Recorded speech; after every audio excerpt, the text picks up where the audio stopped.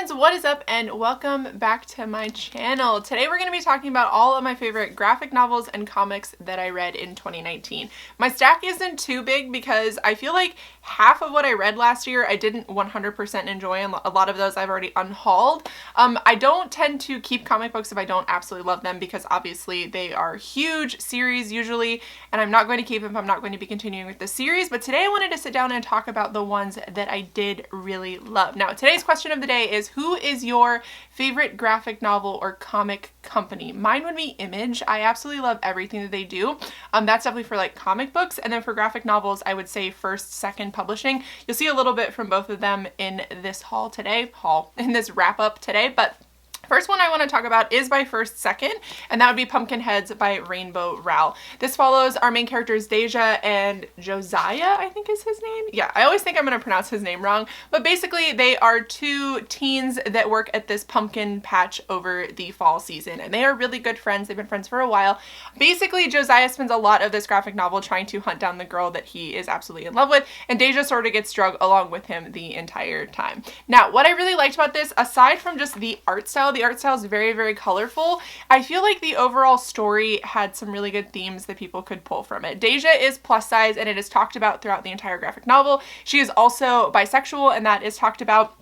And it's done in a very casual way. Like, as they are running around trying to find the girl that Josiah is in love with, they start running into exes of Deja's, and it was really cute and really, like, I don't know, just done in a way that it makes sense. Like, that's how it would be in real life. And I like their little story, and I like the ending of the book. I thought it was really cute. I don't think there's going to be another one. Obviously, I think this is just a standalone. It's not very big, but I think it's worth the read if you want like a quick afternoon read. If you're looking for something to put you in like the fall spirit maybe in 2020, I think this is a good one to pick up.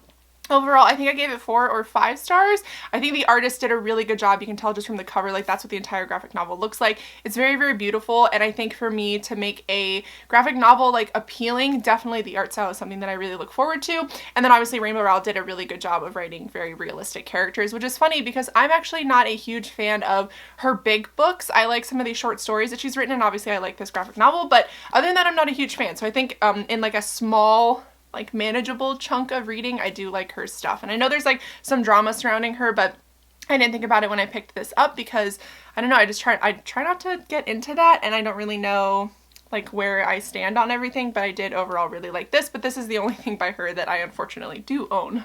The next graphic novel that I have here is by the same company, and that'd be Laura Dean Keeps Breaking Up With Me. I really like this. This follows our main character, Freddie, who is the dark-haired girl here on the front, and this is obviously Laura Dean. This book follows Freddie is attempting to kind of distance herself from Laura Dean because Laura Dean keeps breaking up with her. Laura Dean is a terrible girlfriend. She's either blowing her off and not paying attention to her. She's doing really shady things like cheating on her emotionally and physically, and I would say Freddie's friends are really like, what the fuck are you doing? Like, why do you keep trying to follow her around? So a lot of this graphic novel follows Freddie just sort of finding herself and figuring out who she is and really where she fits in. And there's a good bit of that in this book. But this book does also have a lot of other themes, especially like being self-absorbed and paying more attention to like what's happening to you as opposed to what's happening to your friends around you.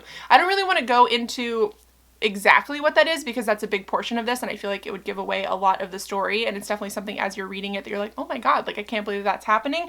But definitely more about finding yourself and friendships and people who love and support you. And there is a ton of rep in this. I mean, like a ton, like any kind of LGBTQAI plus you can think of is in here, and I really, really appreciated that. It is very fluid and it's very natural and it doesn't seem forced, and I definitely appreciate the graphic novel for that. Also, it is one of the most beautiful graphic novels I've ever read. It's like this really pretty like white and pink theme throughout it, which is nice because it sort of matches the cover of it, which the First Second books tend to do.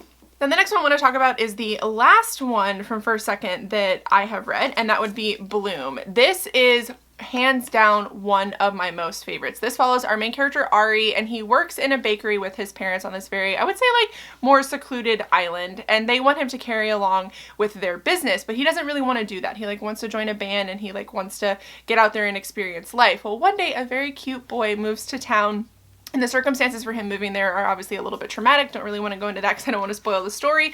The art style is very cute, but this is a male-male romance graphic novel, and I thought it was breathtaking. Like, hands down, probably my favorite graphic novel that I have ever read. I adored it. I think the themes throughout it are very I don't know, like inspiring in a way, because once again, it is about finding yourself and going for what you want to go for, because Ari does suffer, like I said, with wanting to appease his family and being able to help, but also wanting to be able to do what he wants to do to feel fulfilled in life. And definitely like the ups and downs of a new relationship and like miscommunication and things like that, and what friends are real friends and what friends are just really shitty friends. And I think there's a lot of themes like that in this book, and I truly loved it. And like I said, I just also love the art style. I love that it matches the front, once again, like this very blue and white theme. First Second is one of the most, I would say, aesthetically pleasing graphic novels that I've read, like by them, that company. But also they always have really good themes, and they tend to have a lot of LGBT themes in them as well. So if you're looking for something like that, this is a good one to read. Now the next one that I have here is one that I didn't know I was gonna love as much as I did, but when I got it I was like, all right, like I'll give it a try, and I ended up loving it. I've never read any stories about this character, and this is sort of a reimagining of it, but it'd be Nancy Drew and the Palace of Wisdom. This is obviously a Nancy Drew graphic novel, and I was blown away by how much I truly enjoyed this. Basically, Nancy Drew is like a, you know, like, I don't know, like detective, I guess you could call her. She's very young. I think she's in college in this one, but she's drawn back to her hometown because somebody has information on her missing mother, but somebody also says they know what's happened, what is happening, and is trying to kill her. So when she goes back to the small town, she is, I don't know, kind of confronted with who are her friends and who aren't her friends, and sort of what is happening. There are new characters introduced outside of her friend group that you also have to kind of ponder whether or not they have something to do with the situation. I thought overall this was just a cute, fun read, but also had a lot of twists and turns in it that I wasn't really expecting from a comic book. Like, this is very short, and I feel like you get a lot of story, a lot of depth on the characters in it as well. If you're a Nancy Drew fan, I think you'll really like this, because I think it is a fun take on what has already been previously established. And as somebody who has never read anything Nancy Drew, I was still really intrigued by this. So I just absolutely love it. Also, Nancy is basically like, her aesthetic throughout the entire comic is exactly what I would like to dress like. I really loved it. And also, bonus points, the art style is done, I would say, more like computer generated kind of art style, but it's still really crisp lines, really nice shading and coloring. And like I said, you guys know that coloring and things like that are always what is really important to me when it comes to comics, and I do like that there was so much story in this. So this was like a 5-star read for me. I absolutely loved it. Now the last two I want to talk about are technically one, I guess you could say. This was really popular on Instagram, this was really popular on YouTube, but I did have to talk about them because they are definitely one of the more, I don't know, like cute things that I read this year, and that would be Heartstopper Volume 1 and Volume 2. These are massive. These are definitely like graphic novel sizes. I really like this. So this follows our main characters Charlie and Nick, and basically their love story and how they meet and how they develop, like, you know, a relationship. Now I don't really want to go into necessarily exactly what this is about because I don't want to spoil any of it. This is definitely one that I would recommend if you are looking for more LGBT recs, if you're looking for more like meet cute kind of stuff, but also these have a lot of really, I would say, tender moments in it, but it also has a lot of trauma in it. One of our main characters is sort of outed, one of them is closeted, and it's just like their struggles, and I think that that is sort of what happens, like, you know, like it's very common that something like that would happen. One of our characters is sort of bullied into dating a straight boy, but it's like a straight boy who's not actually straight, who's just kind of keeping himself in the closet while abusing one of our main characters. There's a lot of stuff that happens in these. Like I said, they are massive. Like together they're the size of like a big book that we would normally read, and I can't wait for the third one. These are breathtaking, and the art style isn't my absolute favorite, but I will say it does make it a little bit more homey in a way.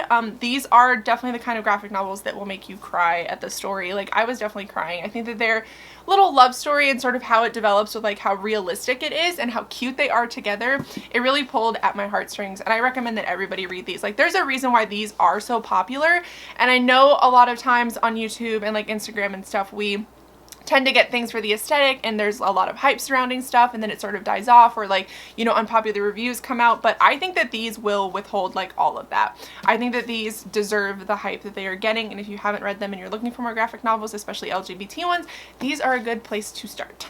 Alright, so not too many to talk about, like I said, this year, but I think, or last year, but I think that these are worth checking out if you're looking for anything. Like I said, a lot of LGBT ones in here as well. That was definitely not on purpose, but it is sort of how it turned out, and I'm really glad that it did. But I hope you guys enjoyed this video. Like I said, let me know down below your favorite comic book publisher, and I will see you in the next video.